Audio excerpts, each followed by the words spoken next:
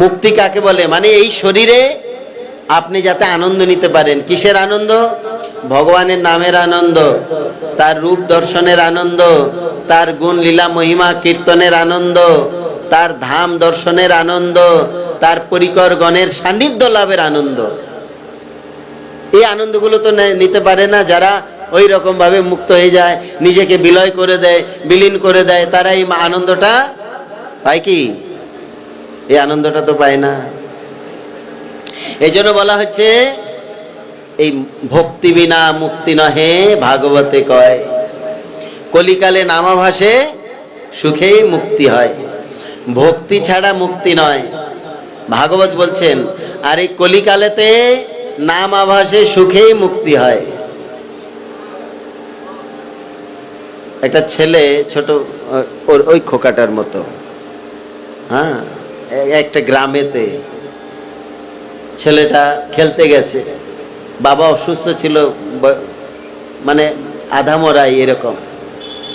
তো ওর কাছে গিয়ে খবর গেল যে তোমার বাবা তো চলে গেছে, বাবা তো দেহ রেখে যেতে চলে গেছে, তুমি এত দূরে খেলতে এসছো মাঠে। তো সে নাচতে এসে খুব আনন্দে, খুব ভালো হয়েছে, খুব ভালো হয়েছে, খুব ভালো হয়েছে। আরে বাবা চলে গেছে দুনিয়া থেকে, তুমি ভালো হয়েছে নাচতে? বলে না, আমি আগে হুকাটা খেতে পারতাম না, এখন হুকাটা খেতে পারবো, বাবা মানা করবে না। আর এটা হলো কোনো কথা? হুকাটা টানতো, বাবা চপেটাঘাত করতো, চাপড় মারতো, এখন হুকা টানতে পারবে, বাবা কিছু বলবে না। বাবা বাবা তো চলেই গেছে দুনিয়া থেকে। এই বোধটা নাই, সে যে বাবাদের দুনিয়া থেকে চলে গেছে। এই জন্য আমাদেরও এই মুক্তি আর ভক্তির মধ্যে এটাই তফাৎ। মুক্তিটা মানে কি? শরীরেই থাকবে না, এটা তো মুক্তি নয়। আমরা কি চাই? এই দুর্লভ মনুষ্য জন্ম লাভ করেছি, এই শরীর আর পাবো কিনা না পাবো কোনো ঠিক নাই। আমরা অনেক সৌভাগ্যের ফলে এই নরতনু পেয়েছি। নর মানে কি? মানুষ। তনু মানে তনু, হ্যাঁ, শরীর, দেহ, নরতনু, মানুষের শরীর পেয়েছি আমরা। এটা ভজনের মূল, এই দুর্লভ মানুষ্য জন্ম। তো এই যে আমরা জন্মগ্রহণ করেছি, আমাদের এই মানব প্রজাতিতে কতগুলো ঋণ আছে? সবাই বলো হরে কৃষ্ণ। কতগুলো ঋণ আছে? কি কি? দেব ঋণ, ঋষি ঋণ, ভূত ঋণ, আপ্ত ঋণ, তারপর পিতৃঋণ, পিতৃঋণ আছে, পিতৃঋণ। তারপরে রাজার কাছে ঋণ, এই রাজ্যের যিনি রাজা তার কাছে আমরা ঋণী। এই 6টা ঋণ, বুঝতে পারলে? 6টা ঋণ কি কি? 6টা ঋণ কি কি? দেব ঋণ, দেবতাদের কাছে ঋণী আমরা, ঋষিদের কাছে ঋণী, জীবের কাছে ঋণী, জীব, প্রত্যেক জীবের কাছে। দেবর্ষি ভূতাপ্তনাং পিতৃনাং, পিতার কাছে ঋণী। পিতা, পিতা মাতা একসঙ্গে আমরা ঋণী তাদের কাছে। তারপরে আপ্ত ঋণ, না, রাজার কাছে ঋণ। এইভাবে 6টা ঋণে ঋণী আমরা।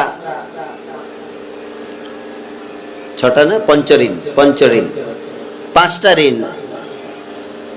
হ্যাঁ, দেব ঋণ, তারপরে ঋষি ঋণ, ভূত ঋণ, আপ্ত ঋণ, পিতৃঋণ। এই 5টা ঋণ, আমরা 5টা দিকে ঋণী আছি। কোন কোন দিকে? দেবতাদের প্রতি আমরা ঋণী আছি। মোমটা দেখবে লাগবে, কাপড় থেকে একটু আলাদা রাখো। দেবতাদের কাছে আমরা ঋণী আছি। কিভাবে ঋণী? এই যে কদিন আগে কি গরম, তার মধ্যে বরুণ দেব বৃষ্টি দিয়েছে না? দিয়েছে কিনা? বরুণ দেবতার কাছে ঋণী আছি না? ঋণী আছি। জল দেবতার কাছে ঋণী আছি। আকাশ দেবতার কাছে ঋণী আছি, ধরতী মায়ের কাছে ঋণী আছি, আছি না? পৃথিবী মাতার কাছে আমরা ঋণী না? আমরা সকালে উঠে পৃথিবী মাকে প্রণাম করি কেন? ওনার কাছে ঋণী আছি, ওনার উপরে বিচরণ করছি আমরা। সূর্যদেবের কাছে আমরা ঋণী আছি, ভিটামিন ডি দিয়ে আমাদেরকে দিচ্ছে সূর্যদেব, তো আমরা ঋণী আছি কি না? ভিটামিন ডি এর ক্যাপসুল খান, কিংবা ভিটামিন ডি এর যা যা ঔষধ আছে নেন, পয়সা দিতে লাগবে। সূর্যদেবকে পয়সা দিচ্ছি কি? তারপরে আর কি? এই যে অক্সিজেন পাচ্ছি, কে দিচ্ছে অক্সিজেন? পবন দেবতা দিচ্ছে। আমরা কেহ যদি অক্সিজেন প্রয়োজন হয় হসপিটালে যাই, তাহলে সেখানে অক্সিজেন লাগলে কত টাকা বিল আসে, আসে না? তো দিনরাত যে অক্সিজেন দিচ্ছে ভগবান আমাদেরকে, আমরা কি বিল ভরছি? ভগবানকে টাকা দিচ্ছি? খোকা, এই যে অক্সিজেন নিচ্ছি দিনরাত, ভগবানকে টাকা দিচ্ছি কি? তাহলে ভগবান এগুলো ব্যবস্থা করছে। পবন দেবতার কাছে আমরা ঋণী আছি, ইন্দ্রদেবের কাছে ঋণী আছি, বিভিন্ন দেবদেবীগণের কাছে ঋণী আছি। এইভাবে আমরা এই দেবতাদের কাছে ঋণী আছি। সবাই বলো হরে কৃষ্ণ। এখন মাতাজিরা ওইদিকে মাথা ঘুরিয়ে নিলে আমি কাকে কথা শোনাবো? মাথাটা এইদিকে থাকুক, ভাগবতের কথা চলছে। বলো ভাগবত মহাপুরাণ কি? ধ্যান দিয়ে শুনবে। এই পঞ্চঋণ কি কি? এখন যদি জিজ্ঞাসা করি পঞ্চঋণ কি কি, তোমরা হয়তো বলতে পারবে না, কেন? ধ্যান নাই। এই পঞ্চঋণ জেনে নেবে। আমরা প্রত্যেক ব্যক্তি পঞ্চঋণে ঋণী। সামাজিক জীবনে, পারিবারিক জীবনে সবাই আমরা ঋণী আছি।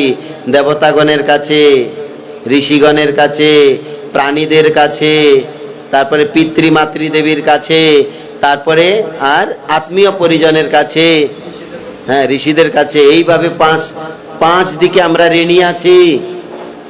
পঞ্চঋণ।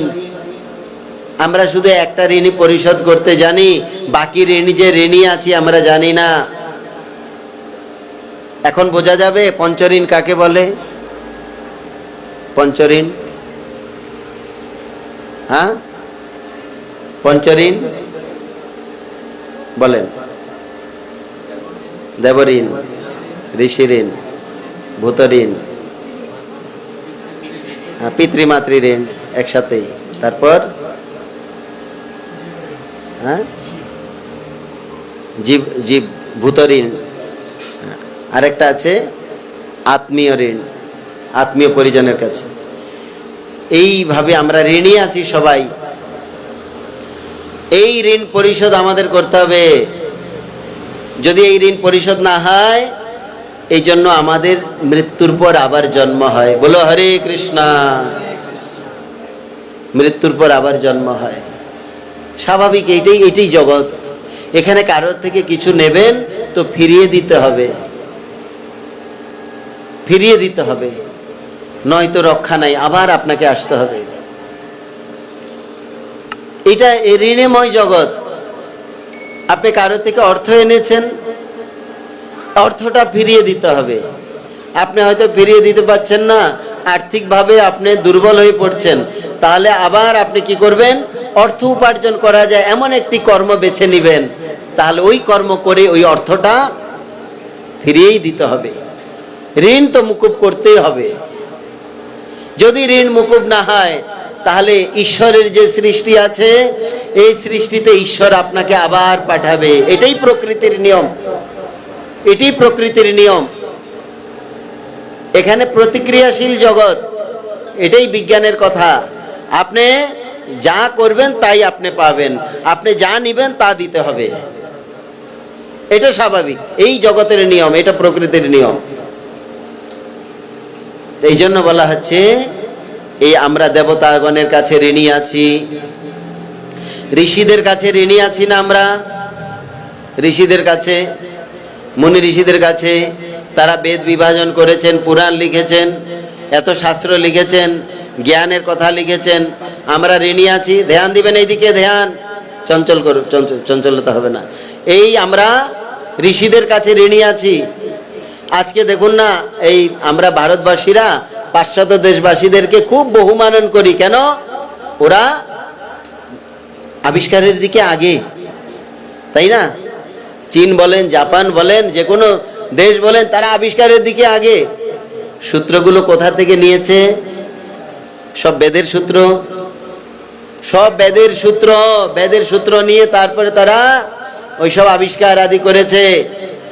তাহলে এই বেদ কে বিভাজন করেছেন? আমাদের ঋষিগুলো করে নাই? তাহলে ঋষিদের কাছে আমরা ঋণী আছি কিনা? সবাই বলো হরে কৃষ্ণ। এই যে তোমরা অসুস্থ হলে ডাক্তারের কাছে যাও, আমিও যাই। এই যে চিকিৎসা শাস্ত্র কে নির্মাণ করেছে? কে করেছে জানা আছে কারোর? কারোর জানা আছে? চিকিৎসা শাস্ত্র কে প্রণয়ন করেছে? কারো জানা নাই? এই যে ট্রিটমেন্ট হচ্ছে, আমরা ডাক্তারের কাছে হোমিওপ্যাথি, অ্যালোপ্যাথি, আয়ুর্বেদ যাই বলেন, পতঞ্জল বলেন, যাই চিকিৎসার কথা বলেন, কে এখান থেকে শুরু করেছে? কোথা থেকে শুরু হয়েছে চিকিৎসা শাস্ত্র? আগে ভগবান ট্রিটমেন্ট করতেন। আগে কেউ অসুস্থ হলে ভগবান নিজে ট্রিটমেন্ট করতেন। কারো হাত পা ভেঙে গেলে ভগবান নিজেই করতেন। তারপর ভগবান ডাক্তারকে পাঠিয়েছেন। আমি বলবো কে ছিল? বলবো কি না? তোমরাও বলছো না, আমাকেও বলতে দিচ্ছ না। আমি বলবো? হ্যাঁ, তো না বললে আমি কি করে বলবো? তো তুমি বসে শুনো, তোমার জন্য আজকে শোনারই কথা। বলো হরে কৃষ্ণা। এখানে ভগবান আগে নিজে ট্রিটমেন্ট করতেন। কিভাবে জানেন? ভগবান একসময় বলছে দেবতা অসুরগণকে, তোমরা সন্ধি করে সমুদ্র মন্থন করো, পর্বত আনতে হবে, মন্দার পর্বত। তারা পর্বতটাকে তুলতে গিয়ে ভগবানের কথা ভুলে গেছে। একটা কথা আছে না, যার জন্য রামের মা তাকে তুমি চিনলে না। যার দ্বারা তুমি গঠিত, অনেক সময় আমরা তাদেরকে ভুলে যাই, ওই স্থানকে ভুলে যাই। তারা ভগবানকে ভুলে বসেছে। আমরা কি কম নাকি? আমি বড়, আমরাই তো নিয়ে আসছি পর্বতটাকে। যখন আধা রাস্তায় এসেছে, একদম পর্বতের ভাড়েতে আর রাখতে পারলেন না, ঘাড়ের মধ্যে পড়ছে। কারো ঘাড় ভেঙে যাচ্ছে, কারো কোমর ভেঙে গেছে, কারো হাঁটু ভেঙে গেছে, কারো হাত ভেঙে গেছে। এইভাবে সবাই চিৎকার করছে, পাই হিমাম রক্ষমাম, পাই হিমাম। তো ভগবান এসছেন। ভগবান এসে কি করছেন?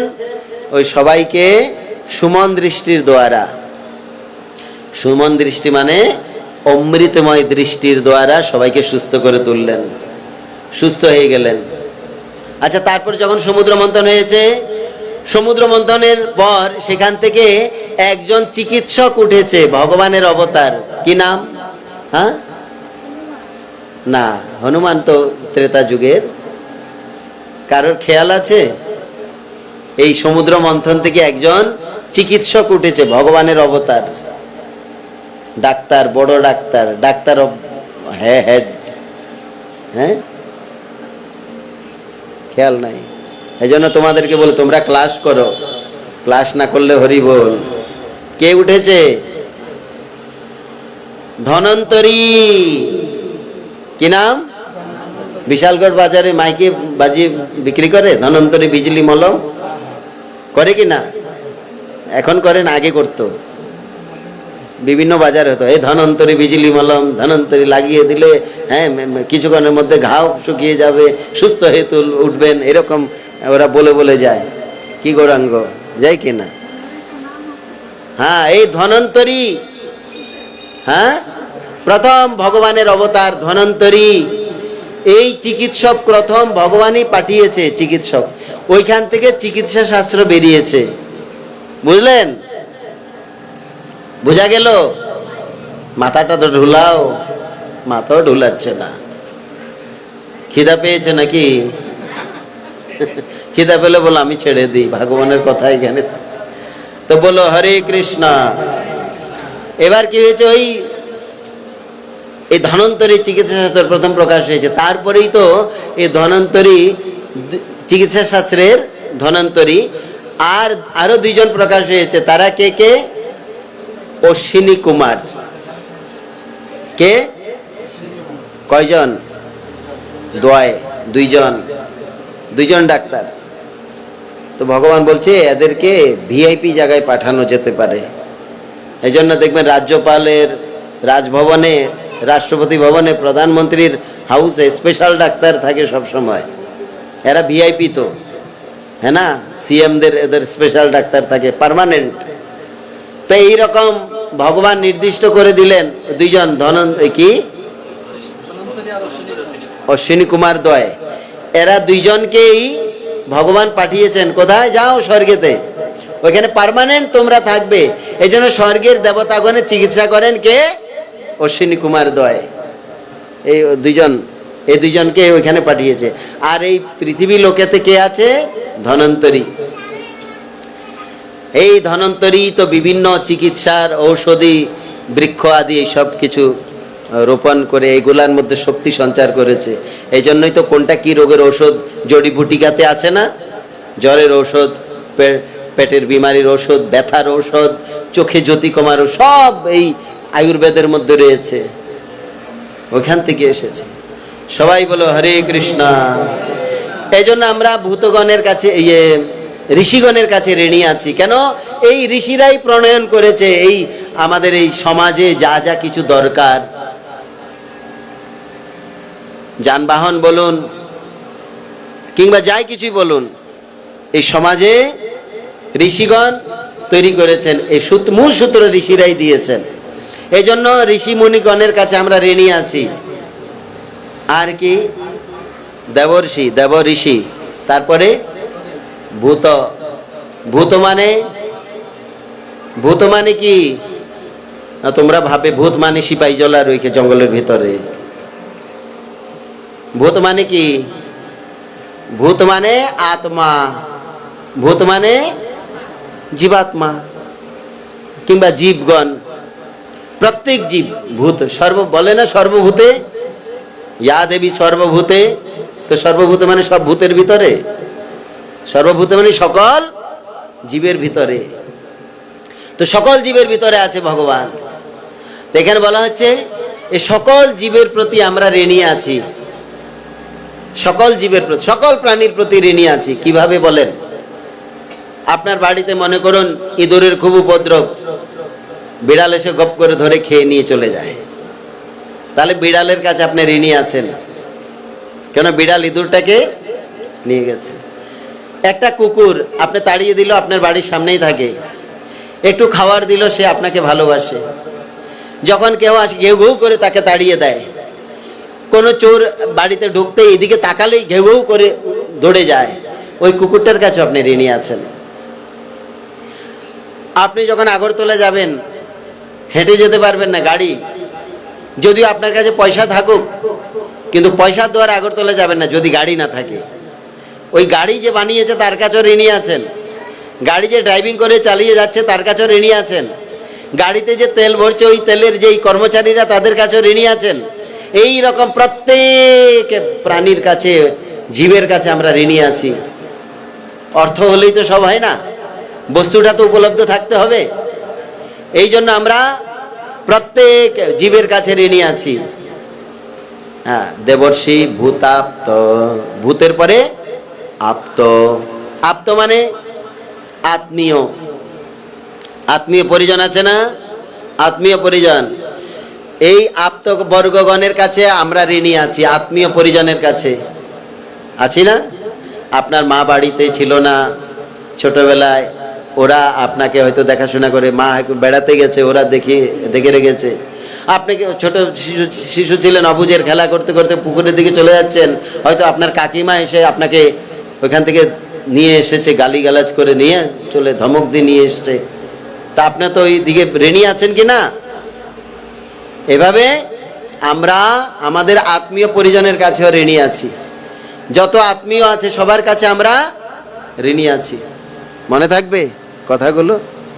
এইভাবে আমরা প্রত্যেক জনের কাছে ঋণী আছি। ভূতাপ্ত নানাং, তারপরে পিতৃনাম, পিতামাতার কাছে আমরা ঋণী আছি। হ্যাঁ, পিতৃনাম, পিতার সঙ্গে মাও থাকে, পিতা মাতা, পিতৃনাম। এই জন্য ভাগবতে পিতৃনামই বলেছে, পিতৃ আদি। পিতৃ আদি মানে পিতা মাতা, পিতা মাতার কাছে আমরা ঋণী আছি। এই জন্য এখানে বলেছেন পিতৃনাম, পিতৃমাতৃর কাছে আমরা ঋণী আছি। আর কি করে ঋণী আছি? পিতা আমাদের কি করছেন? ভোজনের ব্যবস্থা করছেন, পালনের ব্যবস্থা করছেন। মা আমাদের পালনের ব্যবস্থা করেন, গর্ভধারিণী মা। এখানে আবার ধর্মরাজ বৃষকেও পিতা স্বরূপ বলেছেন। কেন? তিনি খাদ্যাদির জন্য বিভিন্ন রকম যোগান দেন, পরিশ্রম করেন। আবার মা এখানে অনেক মাকে বলেছেন। কাকে কাকে মা বলেছেন? প্রথম বলেছেন যে জন্মদাতা মা, জন্ম দিয়েছেন তিনি মা। আবার দায়ী মা, যিনি আমাকে জন্মের সময় আমার সঙ্গে ছিল, দায়ী মা। তারপর যিনি পালন করেন তিনি আমার মা। হয়তো সবাই জন্মদাতা মায়ের কাছে পালিত হয় না, হয়তো অন্য মায়ের কাছে পালিত, তিনি আমার মা। এনারা সবাই একই পর্যায়ের। আর কে? আবার বলেছেন পৃথিবী দেবী আমার মা। ধ্যান দিবেন, পৃথিবী দেবী আমার মা, গুরুপত্নী আমার মা, মহারানী আমার মা। মহারানী, এই রাজ্যের যিনি রানী তিনি আমার মা। গৌ মাতা আমার মা। বুঝা গেল? তো এইভাবে মা আমাদের আছে। এই সবাই একই সমপর্যায় যুক্ত, সবাই একইভাবে সম্মানিত। সবাই কেন? সবাই আমার প্রতি সন্তানের কর্তব্য করছে। ওরা আমার প্রতি সন্তানের কর্তব্য করছে। হয়তো জন্মদাতা মাকে সবসময় চোখের সামনে দেখি, অন্য মাকে দেখি না, এই জন্য ওদের কাছে বেশি মানি না, গুরুত্ব দেই না। কিন্তু ওরাও আমার পরোক্ষে আমাকে সন্তানের মতো তারা আমাকে পালন করছে। এইভাবে আমরা মাতা পিতার কাছে ঋণী আছি। সবাই বলো হরে কৃষ্ণা। এই জন্য অনেক সময় পারিবারিক জীবনে হয়তো মতভেদেতে হয়ে যায়, মাতা পিতার সঙ্গে একটু মতভেদ হয়ে যায়, কিন্তু কখনো মাতা পিতার প্রতি অমর্যাদা করতে নেই। অনেক সময় হয়তো কেউ যদি একটু ভগবত ভক্তি যোগেতে যায়, ভগবত ভজনের দিকে, কারণ আজকাল তো আপনারা জানেন যুব সমাজ কি যাতা হয়ে যাচ্ছে, ভয়ঙ্কর দিকে চলে যাচ্ছে। সেদিক থেকে যদি একটু ধার্মিক দিকে থাকে তো প্রত্যেক মাতা পিতারও উচিত তাদেরকে উৎসাহ দেওয়া সেই দিকে, নয়তো ব্যতিক্রম দিকে যাবে, কোনো না কোনো একটা দিকে তো যাবেই। মাস্টার বাবু ঠিক বলছি কি না? আপনি তো জানেন মাস্টার, ছাত্রদের অবস্থা কি আপনি তো বোঝেন। সেই জন্য যদি আধ্যাত্মিক জীবনে আধ্যাত্মিক অভিরুচি বিশিষ্ট না হয়, তাহলে জগতে কত ভয়ঙ্কর কিছু আছে। একটা যুব সমাজ নষ্ট হওয়ার জন্য কত কিছু আছে, এবং সব চলছে এইসব অশুভ শক্তিগুলো। সেই জন্য বলা হচ্ছে যে যেই সন্তান একটু পারমার্থিক জীবন পালন করবে, আধ্যাত্মিক জীবন পালন করবে, তারা মাতা পিতাকে বেশি করে আদর করবেন, যত্ন করবেন। কেন? তারা একটা বুঝতে হবে যে আমরা একটা সুন্দর জীবন পেয়েছি কার মাধ্যমে? মাতা পিতার মাধ্যমে। তাদের মাধ্যমে তাদের প্রতি সেবা ভাব বিশিষ্ট থাকবেন মাতা পিতার প্রতি, এবং পূর্ণ কর্তব্য করা হবে মাতা পিতার প্রতি। যা যা করার আছে কর্তব্য থেকে পিছু গেলে চলবে না। এটা হরিভক্তের বিশেষ দায়িত্ব।